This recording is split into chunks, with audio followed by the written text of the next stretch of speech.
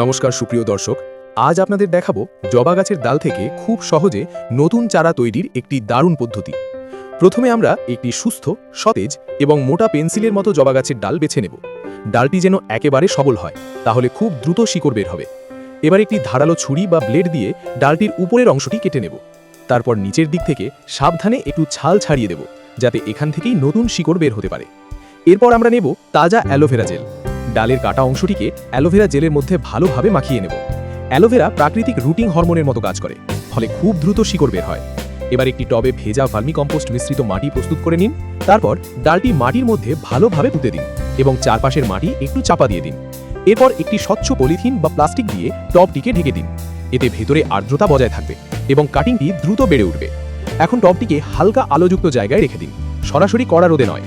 এরপর প্রায় 20 দিন পরে আপনি লক্ষ্য করবেন ডালটির গা থেকে নতুন পাতা এবং ছোট ছোট ডাল বের হতে শুরু করেছে। মানে আপনার জবা গাছের কাটিং খুব সহজেই সফল হয়েছে। এইভাবে খুব সহজেই একটি ডাল থেকে নতুন জবা গাছ তৈরি করা যায়। এমনই সহজ বাগান করার টিপস পেতে আজই আমাদের চ্যানেলটি সাবস্ক্রাইব করুন এবং ভিডিওটি লাইক ও শেয়ার করতে ভুলবেন না। ধন্যবাদ।